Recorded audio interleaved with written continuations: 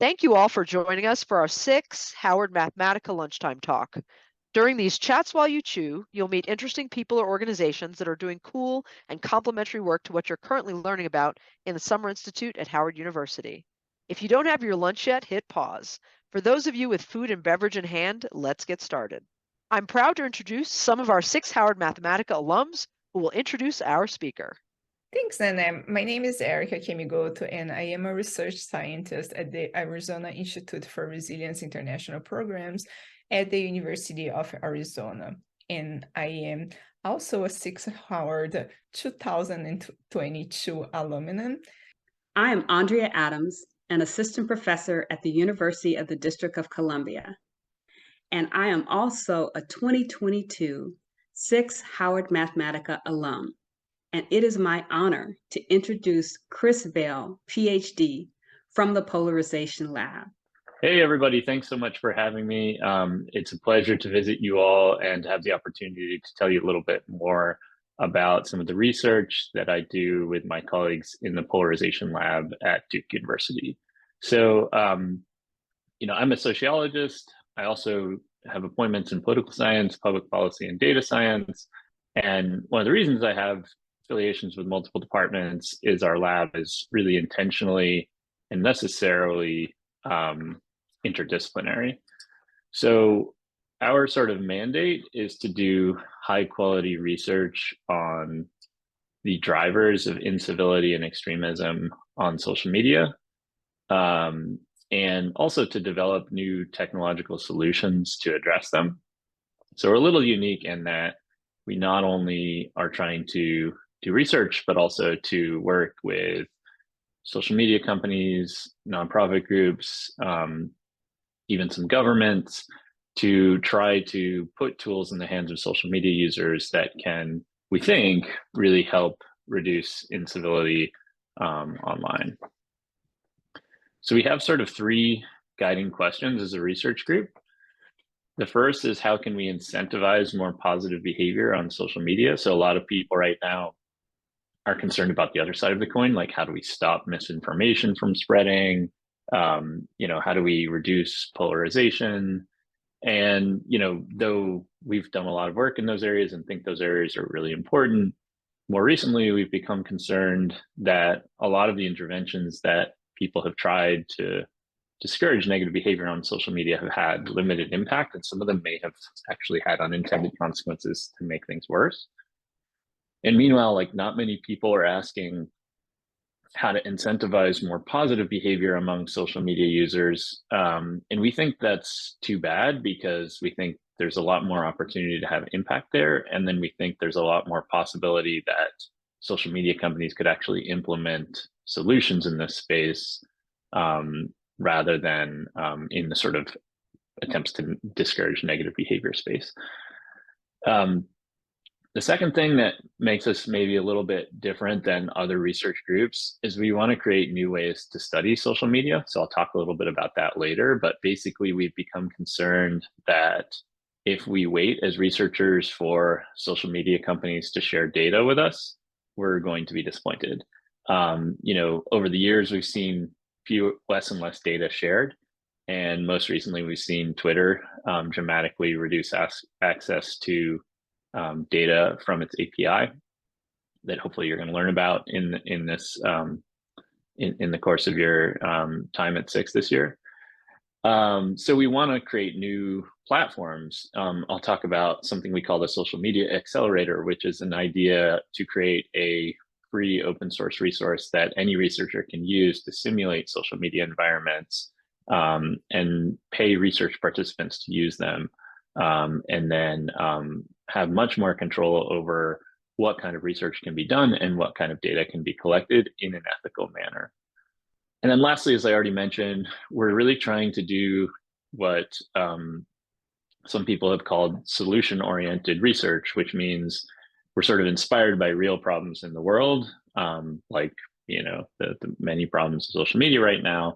But we also want to do research that could actually impact decisions that, again, social media companies, governments, or nonprofits might actually act upon. So we'd like to do research that doesn't just diagnose a problem, but also tries to come up with some solutions.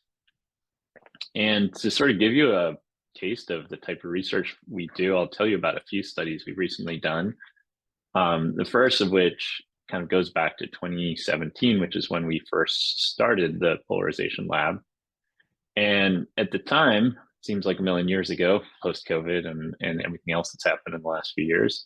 But at the time, there was a lot of shock at the election of Donald Trump, the success of the Brexit referendum in Britain, where British people voted to leave the European Union. And these sort of sudden developments seemed to come out of nowhere. They sort of shocked and surprised a lot of people. And a very popular idea at the time was that social media had allowed that to happen, so that we were sort of stuck in echo chambers where we didn't really talk to people who don't share our views. And because of that, we were unable to see that, a large segment of the American public was really excited about Donald Trump if we were liberals, because, we simply weren't connected to them, and we didn't get to see that sort of palpable enthusiasm. But one thing we've sort of tried to do in our work is to try to question common wisdom, like the idea of the echo chamber. It's seductive, it seems intuitive, and when we look around us, there's maybe a lot of examples of reasons why we might suspect social media echo chambers exist. But one thing that we pretty quickly realized is no one had actually studied what would happen if you took people outside of their echo chambers. And instead, like so many other decisions in the tech sector, the decisions seem to be made by the whim of billionaires, who have ideas about what human nature is and what's good for people, but they're really not social scientists. And so we set out to design a study that would allow us to examine what happens when you take people outside their echo chambers. So as this graph shows, in October 2017, we did a quantitative field experiment. We also did a qualitative field experiment that I won't have time to talk about today, but in the quantitative field experiment, we recruited about 751 Republicans. These are US citizens who say they live in the United States and are over 18. And basically, we only studied people who either identify as Republicans or Democrats. And we gave them a survey and asked them about their views. And then a week later, we randomized them to treatment and control conditions. And the sort of interesting thing about this experiment is we offered Republicans money to follow a bot that they were told, a Twitter bot, which would retweet up to 24 messages a day. And they didn't know at the time that the bot was going to retweet messages from a range of liberal Twitter accounts, politicians, journalists, advocacy organizations, and that kind of thing. We did the same thing for the Democrats. So the Democrats were offered money to follow a Republican bot. And then at the end of the study period, we gave them the same survey, which measured a bunch of different things, but especially sort of how much their views aligned with sort of the typical Democratic or liberal perspective and the typical Republican or conservative perspective. And this article, by the way, came out in the Proceedings of the National Academy of Sciences in 2018. And if these slides get shared, you can see the link here. So what we were hoping, of course, is if you take people outside their echo chamber, that maybe they'd become a little more moderate. So, we didn't think this would move mountains. I mean, America is a deeply divided country, and there's issues like, race and policing or gun control or abortion rights that seem to, pretty firmly separate people. So we didn't think, we were going to turn people, change people's party or anything close to that. We thought maybe we would hopefully just nudge them towards the middle a tiny bit. But instead, that's not what we found. So as this graph shows, the more that people paid attention to our bots, the more that they became entrenched in their pre-existing views. So Democrats became a little bit more liberal when they followed a Democratic bot, though the effect wasn't statistically significant. And Republicans became a lot more conservative over the 1 month study period. So sort of bad news, especially if you're a brand new research group interested in reducing polarization. The very first study we did, it's sort of done exactly the opposite. And so we stepped back to say, like, why did this happen? And it wasn't totally shocking. There were some reasons why we might have expected this to happen. And we did a follow-up qualitative study where we repeated the experiment, but did in-depth interviews before and after people followed the bots. And in a nutshell, what we found is that there's a difference between the perception of that social media generates and the reality. So basically, if you log on to social media at any time, and let's say you're a liberal person, and you start sort of come across a conversation about politics, the likelihood that you see a post by a very conservative person or a very liberal person is very high, because social media, especially the engagement-based ranking, which is the way that our news feeds are ordered, or the way that in which we're served information by the algorithms that guide user experience on social media, tend to amplify the posts that get the most engagement, regardless of whether that engagement is positive or negative. So, if a tweet gets a lot of comments and those comments are really angry, you're going to see that post earlier in your feed, because many social media companies have concluded that is the thing that sort of keeps us on the platform. And so the problem, of course, is that when we incentivize that kind of extremism, what happens is the small group of people who have the most extreme views sort of occupy all the real estate, and we can come to misunderstand social media as just a very extreme place, when in reality, and when we did the qualitative interviews, we learned it's sort of exactly the opposite, that most social media users are somewhere in the middle. I'm not going to say that people are, unconcerned with political issues altogether, although most people have much less interest in political issues than people might think. And people are much more moderate than most people realize, especially if you make the mistake of treating social media as the equivalent of reality, which, we all know it's not, but it's easy to forget that. And so one of the things we started to think about is, well, perception versus reality here. Engagement-based ranking seems to make things worse, but what if instead of amplifying the extremists, social media newsfeed algorithms amplified the content that appeals across social divides? So one type of social divide could be Republicans and Democrats, but another could be gender, another could be race, another could be class. And you can imagine boosting the content that lots of different types of people like, instead of just sort of boosting the stuff that gets the most engagement. And you could argue that this type of change would, create more positive behavior, not simply because people are seeing more positive content or more bridging content. It might not even be positive. It might, like if multiple types of people are concerned about, climate change, right, then we could boost that.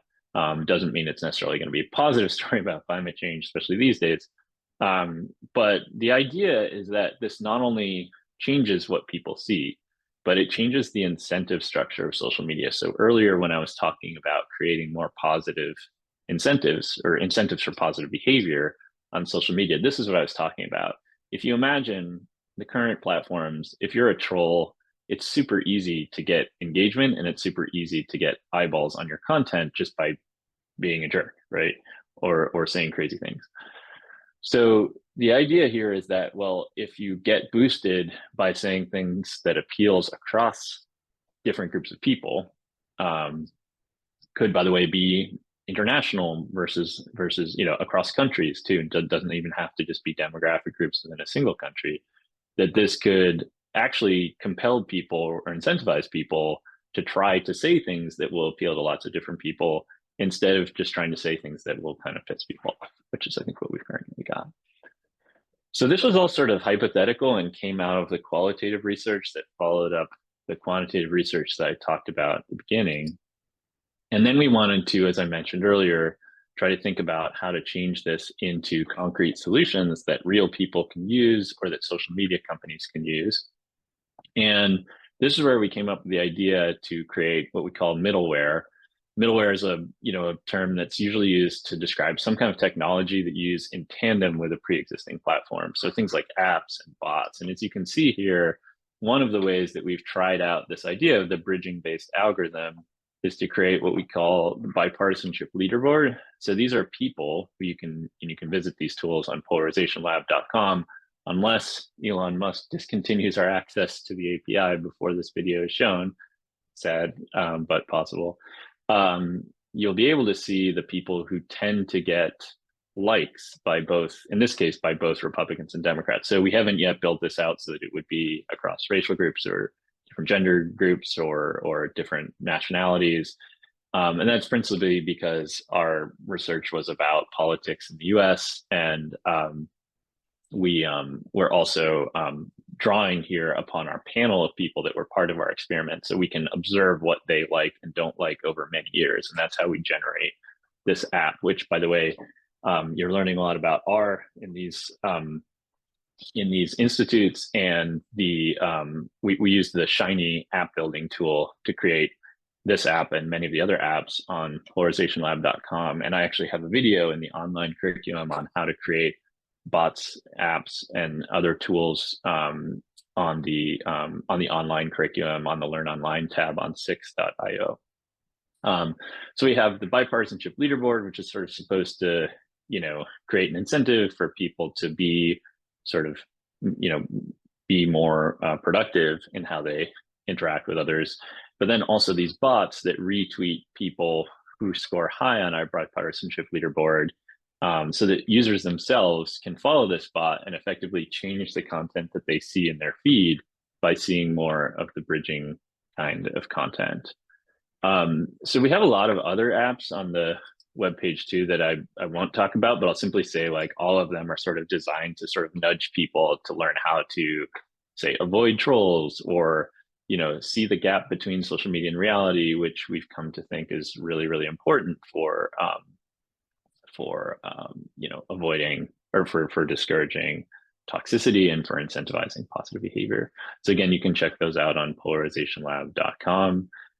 And we've had some success getting people to use this. We've had like maybe 50 to 60,000 people have used these tools. And, we've had some partnerships with CNN and other media outlets that have sort of called attention to some of them. But 50,000 users, unfortunately, is still sort of a drop in the bucket. If your goal is to really create change in social media users' behavior at scale, then you need to be influencing how millions and millions and millions of people act. And there's only so much we can do as a small lab that has, limited funding and doesn't have, for example, software developers. It's just us, it's just us, computational social scientists. We don't get paid for making these things. We don't have any real resources to make these things.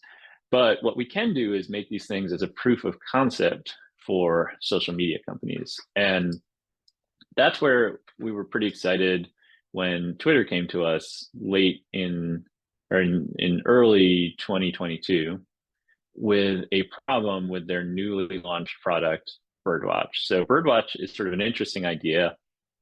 Really hot topic in social media research right now is content moderation. So how do you decide what counts as misinformation, what's hate speech, what should and shouldn't be allowed on a platform? Well, many social media companies struggle with this. They get criticized by people on the left and the right for different reasons.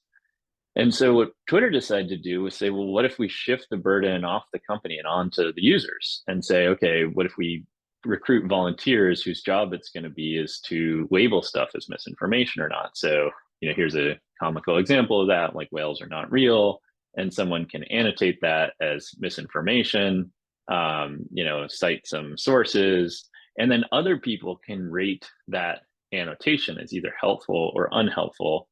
And then other people, can see that as sort of a warning, like, hey, this might contain misinformation. Maybe you've seen these types of things as you've used social media yourself. So a big problem here, and one that maybe you can already anticipate, is that, when you allow the crowd, the people, to do this, it can very quickly become a political struggle. So the Democrats can start to label a lot of Republican stuff as misinformation, and then of course Republicans label Democrat stuff as misinformation, and then what you have is basically like political football. And and nobody's really happy with the outcome. And so Twitter came to us with this problem. Like, what do we do? We've got we've got people just making this very important task just a political game. And so we said, well, why don't you try our bridging algorithm? Why don't you try to identify the posts that get annotations that are marked as helpful by both Republicans and Democrats? And so Twitter did this. They here you're seeing a representation of the voting by principal component analysis. So these are just ways of like reducing the complexity of the voting space. And what you can see is most people vote in these sort of polarizing ways. So most Democratic people label the other Democrats' annotations of misinformation as useful, and most Republicans label the Republican content as useful, and they both sort of tend to think that's helpful. Some posts are just marked as unhelpful by others. But then there's this interesting green area, which is these are the posts for which both Republicans and Democrats are marking the annotations, the reasons why people think this is misinformation or shouldn't be on the platform are useful and valid.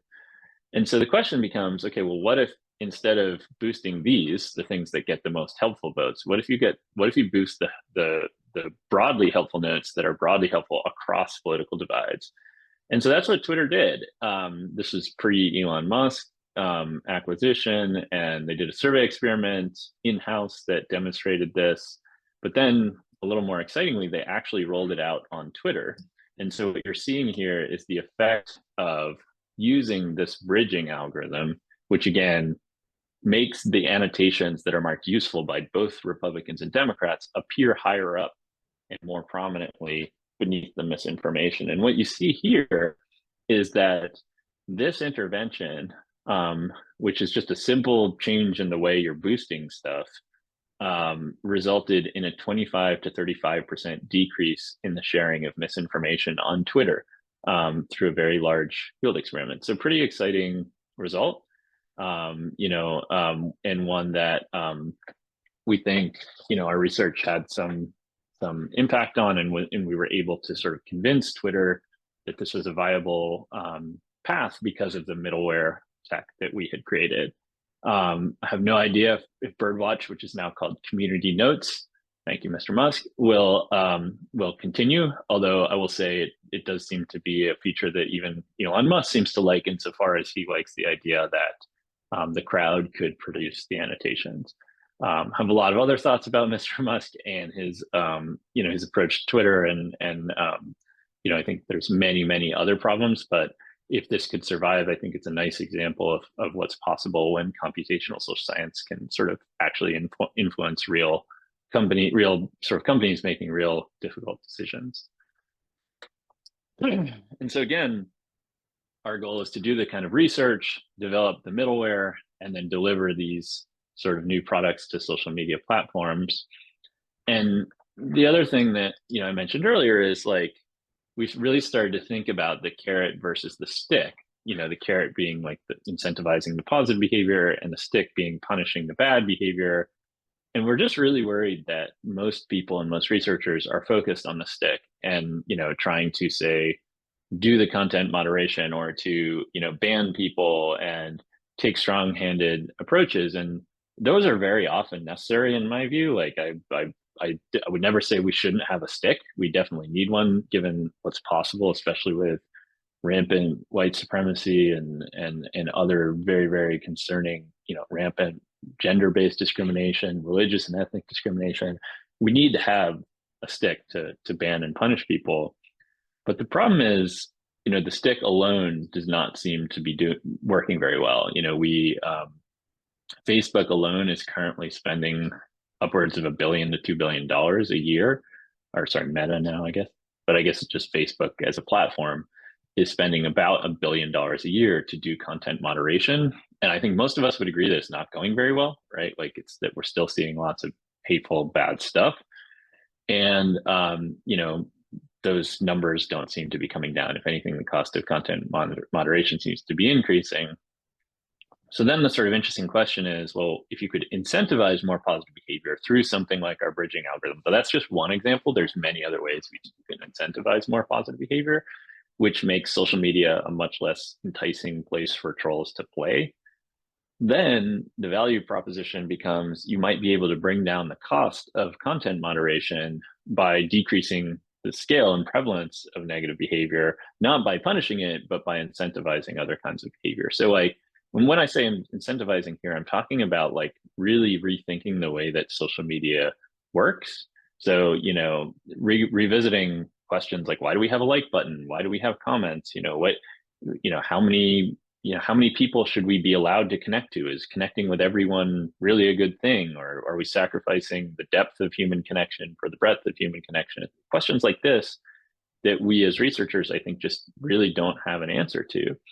And the reason we don't have an answer to them is because all we can do right now is wait for data, very selected and often not very helpful data, to leak out of social media platforms.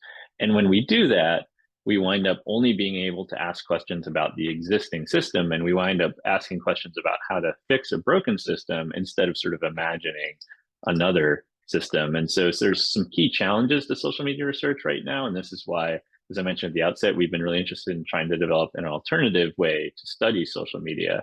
So some of the challenges, data access, I already mentioned, but ethics, like, so ethically, you know, running research on human participants on real platforms is a really tricky thing to do. I don't think experiments are the only way to gain knowledge at all, but I think they're really powerful. And generally, we have very little ability to experiment on platforms. Third, really important, is like anything we can do is guided by corporate interests. So we have to do what, you know, large corporations want us researchers to do, and that fundamentally, I think, corrupts the type of research and the scientific integrity of what we do.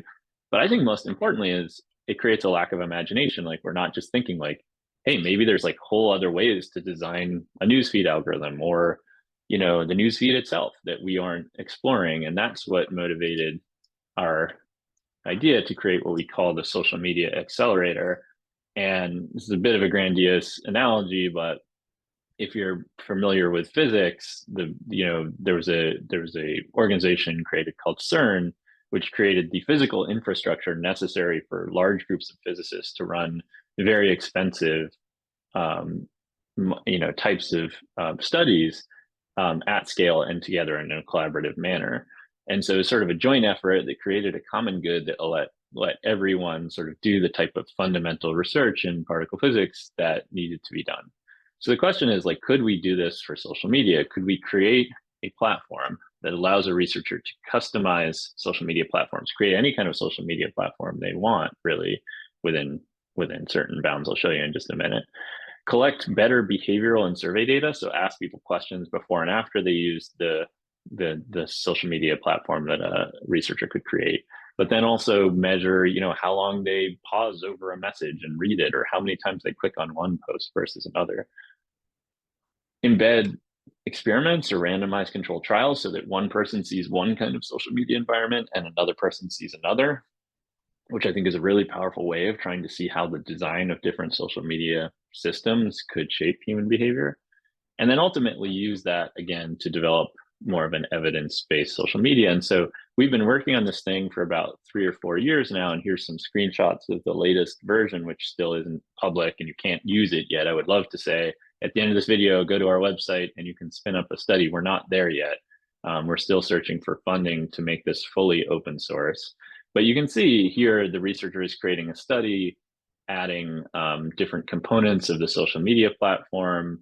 This is a screenshot of what the user will see. But the kind of cool thing is you can not only turn on and off different features like a like button or commenting or sort of how the newsfeed algorithm works, you can actually also upload content that you want people to see. Or we're experimenting with deploying large language models like GPT-3 that can further simulate real social media users in a dynamic and interactive manner. Of course, there's lots of ethical questions there that we are very carefully considering before we run real studies. But in principle, it's something that could be done. And I think it's sort of analogous in some ways to a realistic social media environment, insofar as tools like GPT-3 have been coming very close to impersonating humans, especially in the sort of short text form characteristic of social media. So I'm just about out of time. I'll only say that like what we're doing right now, again, is to trying to deliver this to everyone. And we're fundraising to try to create a system where you can just visit our website and plug and play, so meaning drop down menus or buttons that you press to create the social media environment without even, knowing what GitHub is or sort of what Flutter is, the language that we use to build the social media environments, which exist not only on the web, but also on iPhone or Android to sort of further increase the external validity or the extent to which our platforms simulate real platforms in the wild. We also want to understand from others what they think are the most important things for researchers to study. So what kinds of features should we build into this thing that would be useful to study? We're experimenting with new ways of recruiting research participants onto the platform, and ultimately would love to do a really big mass collaboration where you could recruit large groups of researchers to develop hypotheses about what they think would improve social media, and then run a large study that compares all those different interventions together, which would then create a really strong evidentiary basis for not only existing social media companies, but also future social media companies that are trying to figure out what works, what brings content moderation costs down, and also what users like, which we can also measure with high quality precision with this tool. So we think that in principle, this could even go beyond research and be useful to people in industry or even in government, where government frequently needs to try to study how to contain dangerous messages or how to get the message out about public health interventions. And we think this is a safe, carefully monitored environment where we could do that. So I'll simply end by saying thank you for having me. I wish I could be with all of you in person. I hope I have the chance to meet you all. I just want to say thanks to all of my wonderful collaborators here, some of whom are pictured here. And if you want to get a hold of us, here's our email address here and my email address there. And our website, again, is polarizationlab.com. So thank you so much. And thanks as always to Nanette and all the other organizers of the SICSS-Howard site and to Mathematica for sponsoring this event. So impressed by what you all do and can't wait to see what you all do for computational social science. Thank you. Thank you for joining us. I know our participants are looking forward to live Q&A with you during the Institute this summer. Thank you all for watching. For more information on SICSS-Howard Mathematica, visit our website, follow us on social media, and join our email list.